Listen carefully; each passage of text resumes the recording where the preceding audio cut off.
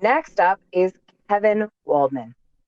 Kevin is a clinical researcher, mental health professional, and founder of psychFORM Research Lab, focusing on developmental psychology, identity formation, and the psychological effect of performative behavior. Ooh, friend, you're talking all my favorite things. Let's get neurospicy. Today's topic is empathy circles, restore genuine connection in an age of performative empathy. Kevin, take it away. Hello, everybody.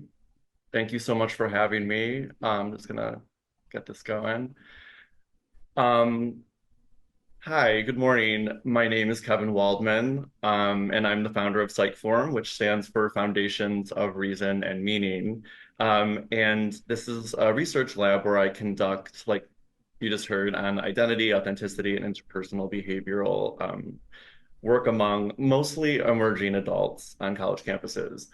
Um, I just want to say real quick how grateful I am to be exposed to all of these different beautiful perspectives and experiences.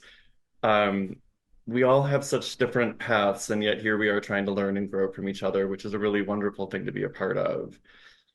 Ironically, my journey into empathy circles actually began through respectful disagreement.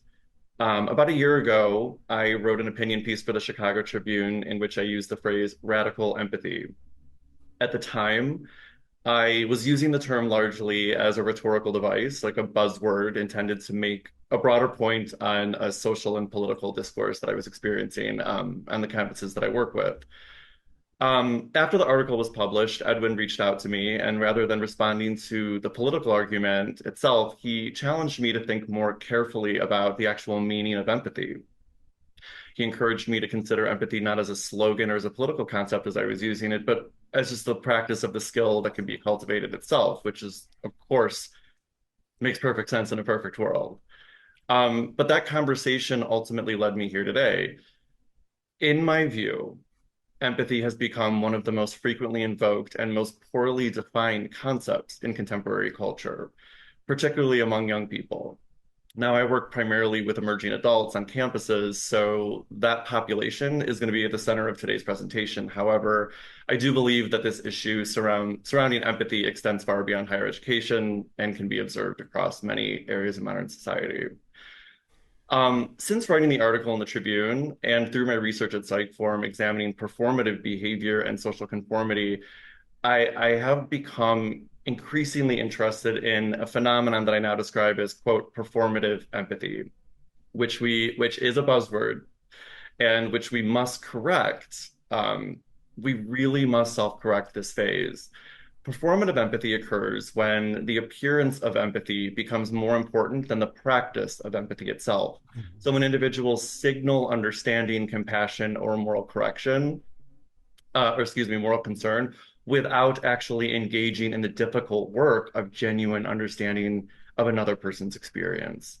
So today I want to explore that distinction and discuss why empathy circles offer an important alternative, a space where empathy is not performed, but actually practiced. Why is this is performative empathy.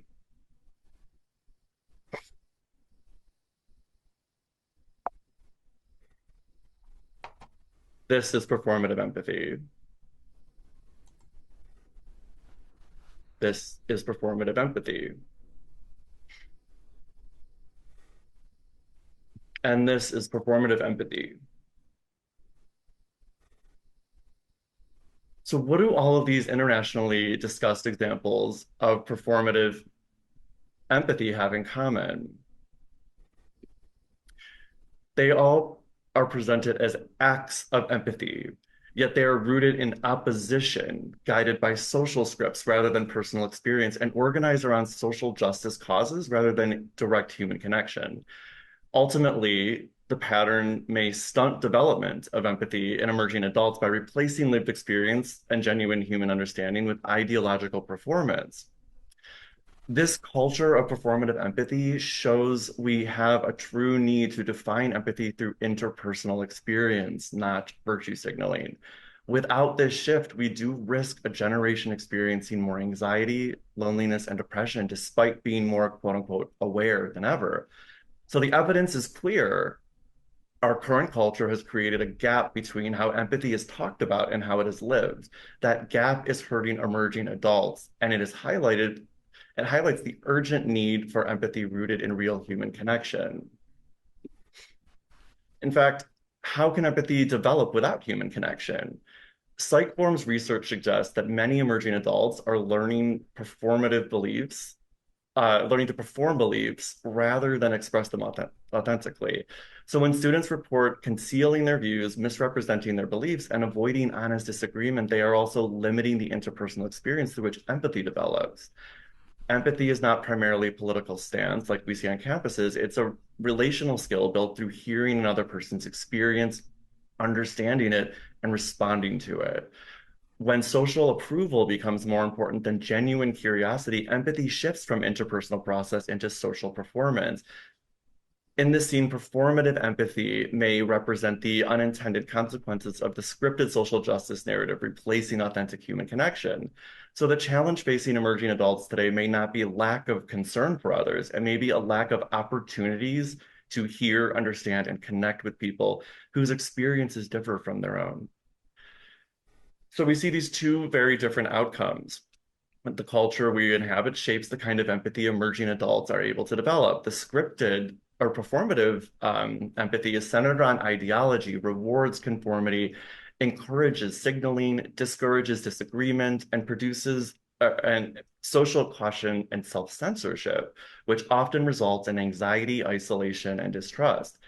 Now we see what hearing and understanding through empathy or empathy circles results in, which is centered on people rather than ideology. It rewards curiosity over conformity, encourages listening before judgment, welcomes different perspectives, and builds trust and authentic connection. This creates conditions that are necessary for empathy to develop because empathy develops through understanding, not through scripts.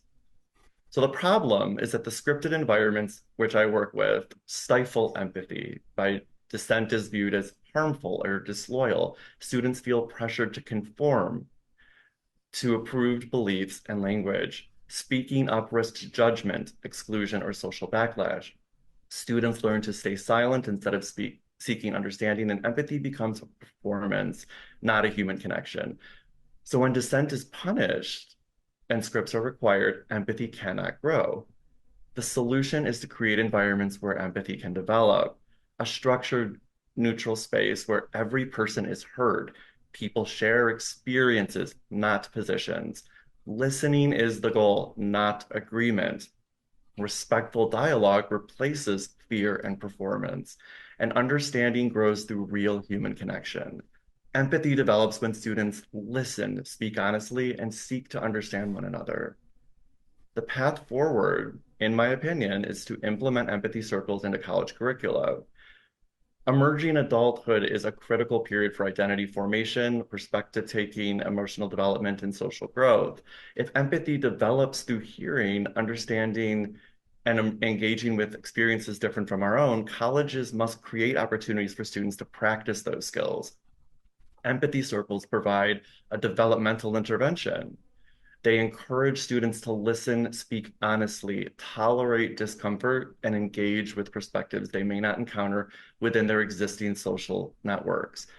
From a developmental perspective, empathy is not acquired through information alone, it develops through human interaction.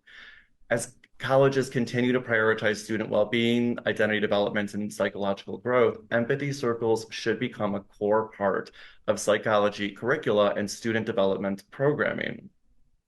If we're serious about supporting the psychological development of emerging adults, we must create environments where empathy can be practiced, not simply discussed. So I see this as restoring human connection. We create a space where empathy circles create intentional judgment-free spaces for honest dialogue.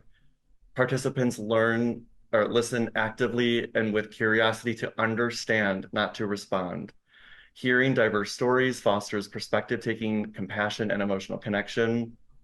Genuine understanding reduces and builds trust across differences, and individuals feel seen, valued, and connected to themselves and to others.